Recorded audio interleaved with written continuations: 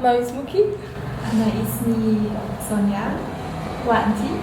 أنا اسمي كارولين وأنتِ؟ أنا اسمي إيفلين. تشرفنا. Good morning, guys. I'm currently in Rabat in Morocco, to be correct in the Kasbah, which is the old fortress of the city, and this garden is just gorgeous. Like in Iceland. Today's my last day. Actually, I shouldn't be here. It's just because Air France is on a strike and I have to stay an extra day, which I'm not complaining about. So, Sprachcaffe, which is a company offering worldwide language trips, invited me here to do a 1-week Arabic course. Let me tell you, was that a difficult week?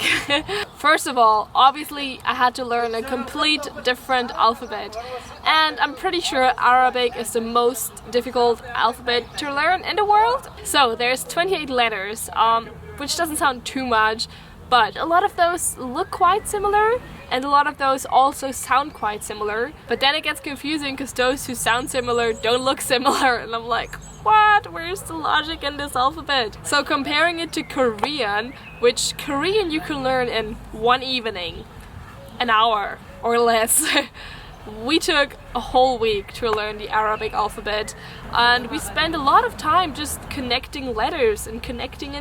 Just there's a whole system on connecting them, and the letter will look different appearing in the beginning of the word or in the middle or in the end. So one letter could look very, very different and you might even not recognize it if it's in a different part of the word. A word in Arabic, we see the location of the letter. I have alif in the beginning, so I will take alif in the beginning. So 28 consonants, and then they also have 4 short vowels which you just put on top or below of the letter. One, for example, is just a tiny circle making the sound. And what I was really excited about is because the system is so similar to Alvish. LL consonant, another O vowel on top, and then the N. So it's the same system, different letters, but I liked this because it was easier for me to learn because I already understood how it worked. But here's the part that was super shocking for me, is that in normal daily language writing, they leave out the short vowels completely. As you can see here on my water bottle, there's no short vowels on top or below. Meaning, to be able to read Arabic, you have to know every word first. Imagine English language without the short vowels. It'd be like girl power, you know, the GRLPWR. Everybody knows what it means, but only because you know the words. Because you can't just read a word without knowing the word, because you wouldn't know how it sounds, because it'd be like macha or mucha or micha, you know? So now I have so much respect for everybody who mastered Arabic language. Like this week really helped me appreciate this language. And the thing is, even though the alphabet is so difficult, it is so beautiful at the same time. Like just writing it is so cool. Oh, I forgot, you write from right to left if you didn't know that. That was easy to get used to though, but it was really confusing because then it felt wrong writing from left to right at some point. Like if I would write something in English, it'd be like, wait, what? Where do I start? But especially after we had the calligraphy class. Alif, ba. I just love the writing so much. We learned the alphabet step by... Oh, hello kitty, meow. Hello. Meow. Meow. Meow. I don't have food. Because we learned the alphabet step by step, we were so proud of our first actual Arabic words. Athas is furniture. Yay, another word! And then the first sentences. We constructed our first sentence. This is, I drink tea black. But it was really funny because since we had limited letters, all our vocabulary was super weird. So we could say like, I like peaches, or I visited a cold sea. It was just all like super random kind of. Couscous waffles. I had couscous and money. But in the end, we actually managed to have a full paragraph of introducing ourselves, like where we're from and all that stuff. And I'm super proud of that. أنا اسمي كارولين ومن ألمانيا.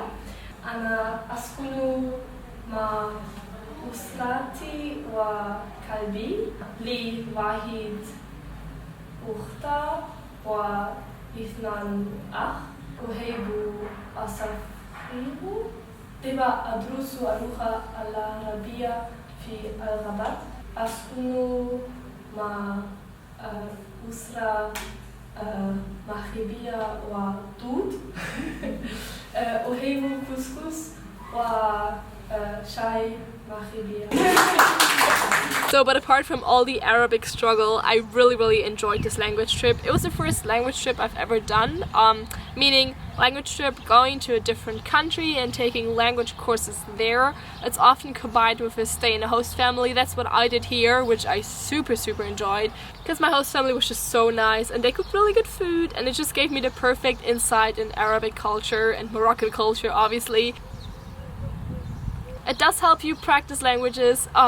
This week was just so full of languages for me. Obviously the course was in English, so I spoke English there and with the other students as well. Dann habe ich auch Deutsch geredet, weil die Lisa, eine andere YouTuberin aus Deutschland, auch hier war und ihre Gastfamilie direkt über meiner gewohnt hat. Et bien sûr, j'ai aussi parlé beaucoup de français avec ma famille marocaine parce que le français c'est une langue officielle ici. Et je pense que la majorité des élèves apprennent le français. Wa adrusu al-lugha al-arabiyya. Yeah, I can totally recommend language trips to anybody who's learning a new language, because I feel like there's no better way but to learn a language in the country itself. It's just the fact that you're constantly surrounded by the language, you hear it all the time, and then your motivation obviously is very different, because if you're in the country, you need to learn the language as soon as possible to be able to communicate with people. And I know Arabic might not be something for everybody, but the company I'm with, Sprachcaffe, they're offering a lot more languages. For example, they have English, Spanish, Italian, French, German, Arabic, and they even have Chinese, which also seems to be a big challenge. So if any of those languages interest you, you should definitely go on their website to check out their destinations, because to be honest, of course the language learning is fun, but the travel part also plays a big role.